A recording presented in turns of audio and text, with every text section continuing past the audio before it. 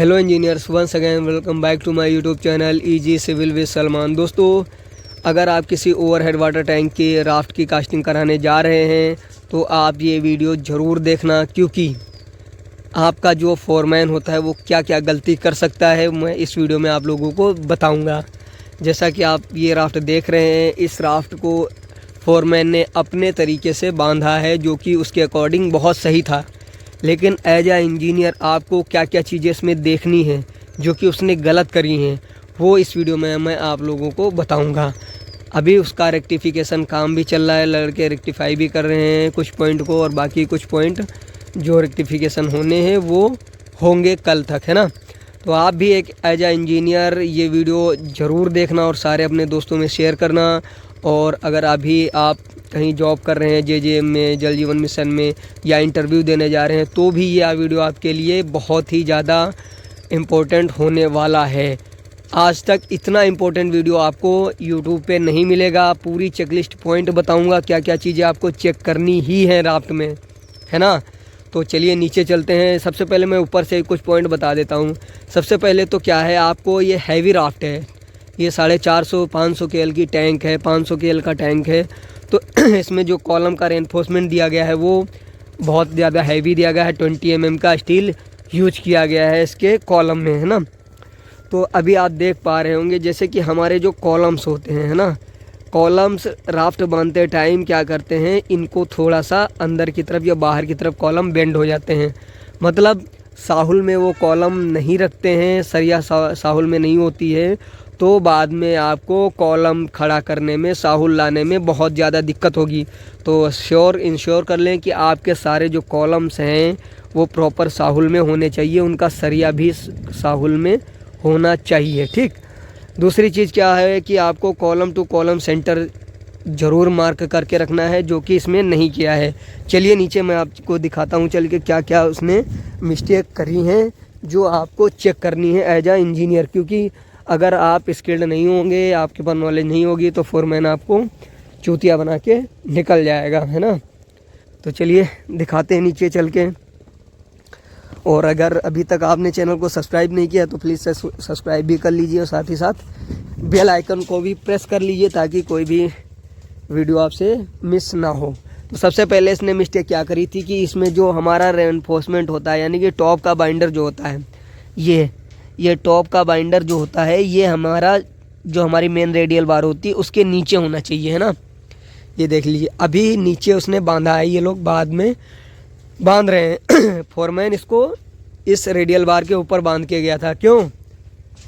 ये जो बाइंडर अभी बांध रहे हो ये जाल के ऊपर बंधा था ना। जी सर। हाँ, तो ये लोग अभी रेक्टिफाई कर रहे हैं।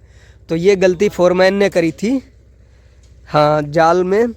और दूसरी चीज़ क्या करनी है आपको, जब आप हैवी रेनफोर्समेंट बंधवाते हो कहीं पे, है ना, मैं अभी ऊपर से दिखाता हूँ।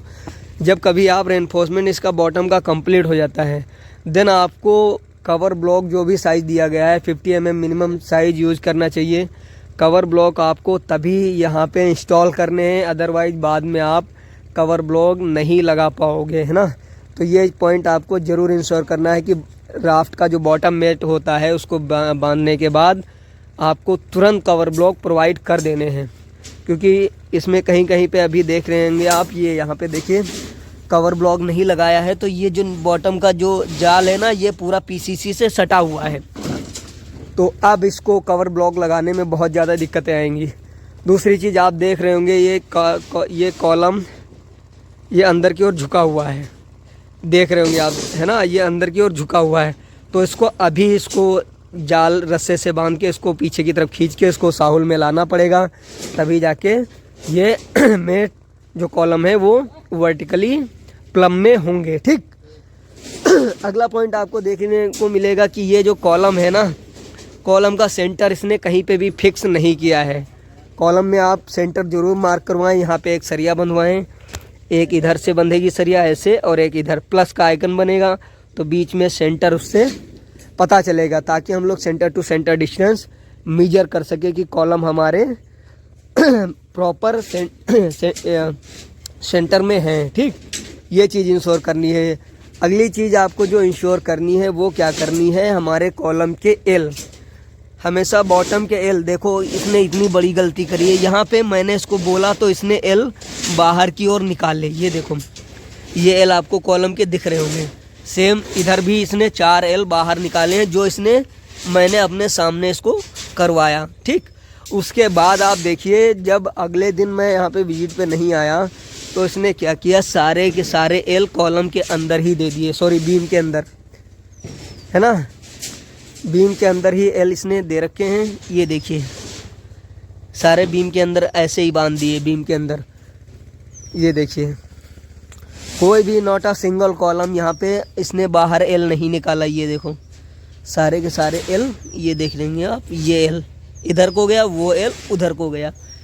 तो ये भी चीज़ें आपको इंश्योर करनी है कि कॉलम के एल प्रॉपर चारों तरफ होने चाहिए, क्योंकि हमारा कॉलम पे जो लोड आता है वो प्रॉपर चारों ओर डिस्ट्रीब्यूट होना चाहिए। ठीक, ये पॉइंट भी आपको चेक करना है। दूसरी चीज़, आपको कॉलम में जो लैपिंग देना है वो किसी एक पॉइंट पे लैपिंग नहीं देना है, उसको मोर देन 3 टाइम्स लैपिंग करना है। देखना आप 2 जगह पे लैपिंग हो 5 मीटर 7 मीटर की, कि आप कटवाइएगा अगर ज़्यादा लेंथ हो रही है तो, है ना, वरना आप 3 लेंथ में, जैसे इसने 3 लेंथ में काटा है, एक की कटिंग लेंथ ये यहाँ तक आई है, दूसरी की कटिंग लेंथ यहाँ तक गई है और तीसरी की ऊपर तक गई है ना। तो 3 टाइम में इसने बार यहाँ पे काटी है, जो कि ठीक ही है। अगली चीज़ आपको ध्यान रखनी है, यहाँ पे इसने क्या गलती करी है, डाई लगा दी है। देखो यहाँ से इनने जाल को बेंड करने के लिए यहाँ से ये डाई लगा दी है, टॉप का जो रेडियल है, डाई नहीं लगानी चाहिए यहाँ पे, ये भी एक गलत काम है। डाई कहीं पे यूज नहीं करनी है, प्रॉपर इसको ऐसे ही मेट रखना है जैसे हमारा ड्राइंग में दिया होता है ना। ये चीज़ आपको ध्यान में रखनी है। अगली चीज़ मैं दिखाता हूँ आपको इसने क्या गलती करी है, कि आप देख रहे होंगे यहाँ से जो इसका बाइंडर फेस की बार जो बंधी हुई है, ये देखिए आप, कोई भी एक लेवल में नहीं है। ये इससे क्या होगा कि जो हमारी राफ्ट बीम की थिकनेस होगी, सपोज दैट यहाँ पे इसकी कास्टिंग यहाँ तक आएगी, यहाँ तक कास्टिंग इसकी आनी है। ठीक, तो इस लेवल पे मार्क करके सारी कास्टिंग होनी है। बट वहाँ पे जब जाएगा, क्योंकि वहाँ पे जाल नीचे है, वो देख लेंगे आप, जाल वहाँ पे डाउन है, तो वहाँ पे कास्टिंग इसकी ज़्यादा हो जाएगी। देख रहे होंगे इधर अगर जो कास्टिंग बीम की 200 मिलेगी तो उधर जाके 300 मिलेगी, तो वो भी एज इंजीनियरिंग एस्पेक्ट से सही नहीं है, वो भी आपको सही करना है। ये कल आके इसको सही करेगा प्रॉपर। देख रहे होंगे आप वहाँ पे कितनी ज़्यादा हाइट जा रही है ना। तो ये चीज़ भी आपको चेक ज़रूर कर लेनी है एज ए इंजीनियर। ये सारी चीज़ें हो गई। उसके बाद आपका टॉप का जो जाल बंधा होता है उसकी स्पेसिंग चेक कर लेनी है, कितने पे बंधनी है ना। रिंग चेक कर लेना है, मास्टर रिंग चेक करना है, नंबर्स ऑफ बार देखना है, कितनी कॉलम में बार यूज हो रही हैं। अगली चीज़ देखना है चेयर का बहुत इम्पोर्टेंट रोल होता है। ये देख लीजिए, ये यहाँ पे 12 की चेयर लगी हुई है, ये वाली चेयर है ना। तो यहाँ पे 16 mm की चेयर अभी यूज करानी है, या फिर अल्टरनेट एक और 12 की चेयर बढ़वानी है, क्योंकि अगर जाल आपका चेयर मजबूत नहीं है तो जाल आपका बेंड होगा, ये अंदर की तरफ दबेगा, जिससे आपकी जो राफ्ट की थिकनेस है वो कम हो जाएगी। ठीक, तो ये भी चीज़ आपको इंश्योर करनी है। ये सारे पॉइंट इतने होते हैं जो आपको चेक ही करने हैं एनी हाउ, है ना। तो अभी रेक्टिफिकेशन का काम चल रहा है और कल भी ये रेक्टिफिकेशन का काम होगा, कवर ब्लॉक वगैरह प्रोवाइड किए जाएंगे। तो इतने पॉइंट आपको ज़रूर चेक करने हैं।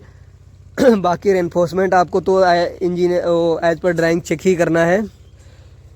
ठीक है, ये सारी चीज़ें चेक करके ही आपको परमिशन देनी है कास्टिंग के लिए। मिलते हैं अगले वीडियो में, तब तक के लिए thank you so much for watching.